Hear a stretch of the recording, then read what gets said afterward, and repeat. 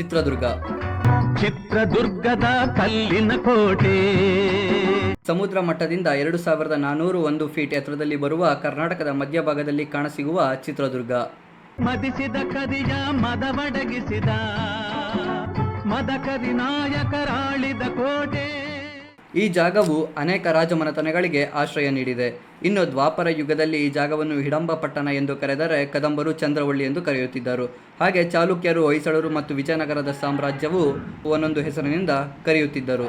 ಇನ್ನು 18ನೇ ಶತಮಾನದ ಆದ ನಂತರ ಬರುವ ಪಾಳೆಗಾರರು ಈ ಜಾಗವನ್ನು ಚಿತ್ರಕಲ್ಲು ದುರ್ಗ ಎಂದು ಕರೆಯುತ್ತಾರೆ. ಪುಣ್ಯ ಭೂಮಿಯು ಈ ಬೀಡು ಸಿದ್ಧದು ಹದಸಿದ ಸಿರಿನಾಡು. ಇನ್ನು ಈ ಜಾಗವು ಎಷ್ಟು ಪುರಾತನವಾದು ಎಂದರೆ, ಇನ್ನು ಈ ಜಾಗ ಬಂದು 2600 ವರ್ಷಗಳ ಕೆಳಗೆ ಸಮುದ್ರದ ತಳದಲ್ಲಿತ್ತು. ಈ ಜಾಗ ಎಲ್ಲಿರೋದು ಅಂತ ಹೇಳ್ತೀನಿ. ಈ ಜಾಗ ಬಂದು ಮರಡಿ ಹಳ್ಳಿಲಿರೋದು. ಇನ್ನು ಈ ಜಾಗ ಬಂದು ನಮ್ಮ ಚಿತ್ರದುರ್ಗದಿಂದ 16ರಿಂದ 17 ಕಿಲೋಮೀಟರ್ ಒಳಗಡೆ ಬರುತ್ತೆ. ಈ ಊರ ಹೆಸರು ಬಂದು ಮರಡಿ ಹಳ್ಳಿ ಅಂತ. ಈ ಜಾಗನ ಲಾವಾ ಪಿಲ್ಲು ಅಂತ ಕರೀತಾರೆ. ಲಾವಾ ಪಿಲ್ಲು ಅಂತ ಏನಕ್ಕೆ ಕರೀತಾರೆ ಅನ್ನೋದಕ್ಕಿಂತ ಮುಂಚೆ ಇದು ಹೇಗೆ ಉತ್ಪಾದನೆ ಆಯಿತು ಅಂತ ತಿಳ್ಕೊಳ್ಳೋಣ. ಸುಮಾರು 2600 ವರ್ಷಗಳ ಕೆಳಗೆ ಹೇಳಿದ್ನಲ್ಲ, ಸಮುದ್ರದ ಕೆಳಗಡೆ ಈ ಜಾಗ ಇತ್ತು. ಸಮುದ್ರದಲ್ಲಿ ಕೆಳಗಡೆ ಜ್ವಾಲಾಮುಖಿ ಉಂಟಾದಾಗ ಅಲ್ಲಿಂದ ಸಿಡಿದಂಥ ಲಾವಾದಿಂದ ಲಾವಾ ತಣ್ಣನೆಯ ನೀರು ಜೊತೆ ಮಿಶ್ರಣಗೊಂಡು ಈ ರೀತಿ ಕಲ್ಲಾಗಿದೆ. ಇಲ್ಲಿ ಕಾಣಿಸ್ತಿದೆ ನೋಡಿ, ಹತ್ರ ಹೋಗಿ ತೋರಿಸ್ತೀನಿ ತಡ್ಕೊಳ್ಳಿ. ಇದು ಪಿಲ್ಲೋ ಶೇಪಲ್ಲಿದೆ. ಸೊ ಅಲ್ಲಿ ಬೋರ್ಡ್ ಕೂಡ ಹಾಕಿದ್ದಾರೆ. ಜಿಯೋಲಾಜಿಕಲ್ ಸರ್ವೆ ಆಫ್ ಇಂಡಿಯಾ ಅವರು ಕೂಡ ಬೋರ್ಡ್ ಹಾಕಿದ್ದಾರೆ. ಇಲ್ಲಿ ಮರಡಿ ಹಳ್ಳಿ ಚಿತ್ರದುರ್ಗದಲ್ಲಿ ಬರುವಂಥ ಜಾಗ ಇದು. ಸೊ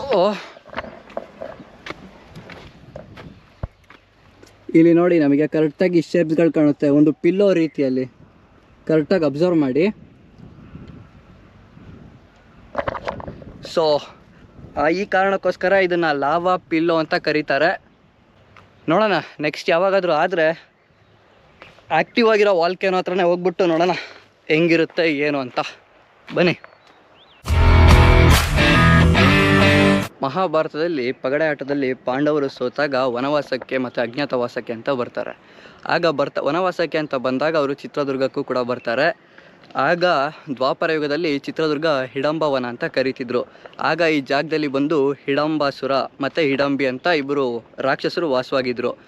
ಸೊ ಇಲ್ಲಿ ನಾನು ಹಿಂದೆ ಕಾಣಿಸ್ತಿದೆಯಲ್ಲ ದೇವಸ್ಥಾನ, ಇಲ್ಲಿ ನೋಡಿ, ಇಲ್ಲಿದೆಯಲ್ಲ, ಇದು ದೇವಸ್ಥಾನದ ಹಿಂದ್ಗಡೆಯಿಂದ. ಈ ದೇವಸ್ಥಾನ ಬಂದು ಶಿವನ ದೇವಸ್ಥಾನ. ನೀವು ಮಹಾಭಾರತ ಕಥೆ ಕೇಳಿದ್ರೆ ನಿಮಗೆ ಹಿಡಂಬಿ ಮತ್ತು ಹಿಡಂಬಾಸುರನ ಬಗ್ಗೆ ಕೇಳಿರ್ತೀರ. ಭೀಮಂಗೂ ಹಿಡಂಬಾಸುರನಿಗೂ ಜಗಳ ಆಗುತ್ತೆ. ಅದಾದಮೇಲೆ ಹಿಡಂಬಾಸುರನನ್ನು ಸೋಲಿಸ್ತಾನೆ ಭೀಮ. ಹಾಗೆ ಹಿಡಂಬಾಸುರನ ತಂಗಿಯಾದಂಥ ಹಿಡಂಬಿನ ಭೀಮ ಮದುವೆ ಆಗ್ತಾನೆ. ಆಗ ಮದುವೆ ಆದಾಗ ಅವನಿಗೆ ಘಟೋತ್ಕಚ ಅಂತ ಒಬ್ಬ ಮಗ ಹುಟ್ಟುತ್ತಾನೆ. ಸೊ ಈ ಕಥೆ ನಿಮಗೆ ಗೊತ್ತೇ ಇರುತ್ತೆ. ಸೊ ಈ ದೇವಸ್ಥಾನ ಬಂದು ಹಿಡಂಬಾಸುರನಿಗೆ ಸೇರಿದ್ದು. ಒಳಗಡೆ ಶಿವನ ವಿಗ್ರಹ ಇದೆ, ಶಿವನಿಗೆ ಪೂಜೆ ಮಾಡ್ತಾ ಇದ್ದಿದ್ದ ವಿಗ್ರಹ. ಮತ್ತು ಇಲ್ಲಿ ಭೀಮಂಗೂ ಮತ್ತು ಹಿಡಂಬಾಸುರನಿಗೂ ಜಗಳ ಆದಾಗ ಒಂದು ಹಲ್ಲು ಇದಾಗುತ್ತೆ. ಆ ಹಲ್ಲು ಕೂಡ ಒಳಗಡೆ ದೇವಸ್ಥಾನದಲ್ಲಿ ಈಗಲೂ ಇದೆ. ಒಳಗಡೆ ವೀಡಿಯೋ ಮಾಡ್ತೀನಿ ಅಂತ ಕೇಳಿದೆ. ಅವರು ವೀಡಿಯೋ ಮಾಡಬೇಡ, ಬೇಕಾದರೆ ಫೋಟೋ ತಕ್ಕೋ ಅಂತ ಅಂದರು. ಸೊ ಅದಕ್ಕೋಸ್ಕರ ಒಳಗಡೆ ದೇವಸ್ಥಾನದ ಫೋಟೋಸ್ ತೊಗೊಂಡಿದ್ದೀನಿ ನೋಡಿ, ಫೋಟೋಸು. ಸೊ ಅಲ್ಲಿ ಶಿವನ ಮುಂದೆ ಕಾಣಿಸ್ತಿದೆ ನೋಡಿ ಕೆಳಗಡೆ, ಅದು ವೈಟ್ ಕಲರ್ದು. ಸೊ ಅದು ಹಲ್ಲು ಅಂತ ಹೇಳ್ತಾರೆ.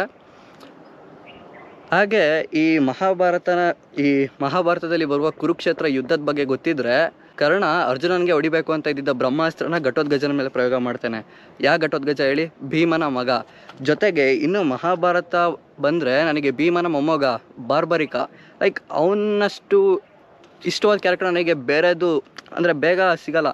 ಯಾಕೆ ಅಂತಂದರೆ ಕೃಷ್ಣ ಈ ಕುರುಕ್ಷೇತ್ರ ಯುದ್ಧ ಎಷ್ಟು ದಿವಸ ನಡೆಯುತ್ತೆ ಅಂತ ಅಂದಾಗ ಮಹಿಮ ಭೀಷ್ಮರು ಕೂಡ ಒಂದಷ್ಟು ದಿವಸ ಹೇಳ್ತಾರೆ.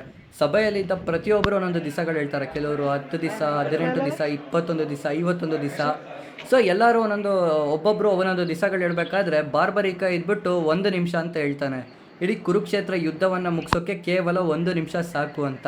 ಅದು ಯಾಕೆ ಅಂದರೆ ಬಾರ್ಬರಿಕನ ಹತ್ರ ವಿಶೇಷವಾಗಿ ಒಂದು ಶಕ್ತಿ ಇರುತ್ತೆ. ಆ ಶಕ್ತಿ ಏನು ಅಂತ ಅಂದರೆ ಅವನ ಹತ್ರ 3 ಬಾಣಗಳಿರ್ತವೆ. ಪರಶಿವನಿಂದ ಪಡ್ಕೊಂಡಿರ್ತಾನೆ. ಆ 3 ಬಾಣಗಳಿಗೆ ಅವನೇನು ಕೆಲಸ ಹೇಳಿದ್ರು ಆ ಕೆಲಸಗಳು ಮಾಡ್ತಾ ಇರುತ್ತೆ. ಸೊ ಅದಕ್ಕೋಸ್ಕರ ಒಮ್ಮೆ ಇದನ್ನು ಪರೀಕ್ಷೆ ಮಾಡಬೇಕಂತ ಶ್ರೀಕೃಷ್ಣ ಕೂಡ ಹೋಗ್ಬಿಟ್ಟು ಬಾರ್ಬರಿಕನ ಹತ್ರ ಕೇಳ್ತಾನೆ, ನೀನು ಕುರುಕ್ಷೇತ್ರದಲ್ಲಿ ಯಾರ ಕಡೆ ಯುದ್ಧ ಮಾಡ್ತೀಯ, ಯಾರಿಗಾಗಿ ಯುದ್ಧ ಮಾಡ್ತೀಯ ಅಂತ. ಆಗ ಬಾರ್ಬರಿಕ ಕೊಡುವಂಥ ಉತ್ತರ ಏನಿರುತ್ತೆ ಅಂದರೆ, ಯಾವ ಕಡೆ ಬಲ ಕಮ್ಮಿ ಇರುತ್ತೋ ನಾನು ಅವರಿಗೋಸ್ಕರ ಯುದ್ಧ ಮಾಡ್ತೀನಿ ಅಂತ. ಅವನು ಭೀಮನ ಮೊಮ್ಮಗ, ಆರಾಮಾಗಿ ಪಾಂಡವರ ಜೊತೆನೇ ಯುದ್ಧ ಮಾಡ್ಬೋದಿತ್ತು. ಆದರೆ ಅವನು ಹೇಳೋದು ಯಾರ ಕಡೆ ಬಲ ಕಮ್ಮಿ ಇರುತ್ತೋ ನಾನು ಅವರಿಗಾಗಿ ಯುದ್ಧ ಮಾಡ್ತೀನಿ ಅಂತ. ಆ ಥಿಂಕಿಂಗ್ ಇದೆಯಲ್ಲ, ಅದು ಬೇರೆ ಲೆವೆಲಲ್ಲೇ ಇದೆ. ಬಿಡಿ, ಬಾರ್ಬರಿಕನ್ ಬಗ್ಗೆ ಹೇಳಿದ್ರೆ ಇನ್ನೂ ಸಾಕಷ್ಟು ಹೇಳ್ಬೋದು. ಬಾರ್ಬರಿಕಂದು ಒಂದು ದೇವಸ್ಥಾನ ಇದೆ. ಆ ದೇವಸ್ಥಾನಕ್ಕೆ ಹೋದಾಗ ಬಾರ್ಬರಿಕನ್ ಬಗ್ಗೆ ಸಂಪೂರ್ಣವಾಗಿ ಹೇಳ್ತೀನಿ. ಸೊ ಈಗ ಈ ಹಿಡಂಬಾಸುರನ ದೇವಸ್ಥಾನದ ಬಗ್ಗೆ ಗೊತ್ತಾಯಿತು, ಇಲ್ಲಿರೋ ಶಿವನ ಬಗ್ಗೆ ಗೊತ್ತಾಯಿತು. ನೆಕ್ಸ್ಟು ಏನು ನೋಡ್ತೀರಾ ಅಂತಂದರೆ, ಪಾಂಡವರು ಬಂದಾಗ ಇಲ್ಲಿ ಪಂಚಲಿಂಗವನ್ನು ಸ್ಥಾಪಿಸಿರ್ತಾರೆ. ಆ ಲಿಂಗನವನ್ನು ನೋಡಿ ಅಲ್ಲಿನ ಕಥೆಯನ್ನು ತಿಳ್ಕೊಳ್ಳೋಣ. ಇಷ್ಟ ಆಗಿತ್ತು, ಮತ್ತೆ ಸಿಗ್ತೀನಿ ನೆಕ್ಸ್ಟ್ ವಿಡಿಯೋದಲ್ಲಿ. ಹಾಂ, ಯೂಟ್ಯೂಬ್ ನೋಡಲ್ವಾ? ಮತ್ತು ನಮ್ದೊಂದು ಚಾನಲ್ ಇದೆ, ಸಬ್ಸ್ಕ್ರೈಬ್ ಆಗ್ಬಿಡು. ಹಂಗೆ ಫೋನ್ ಹಿಡ್ಕೊಂಡಿದ್ಯಲ್ಲ ಕೈಯಲ್ಲಿ, ಸಬ್ಸ್ಕ್ರೈಬ್ ಗೊತ್ತು ಬಿಡು ಹಂಗೆ.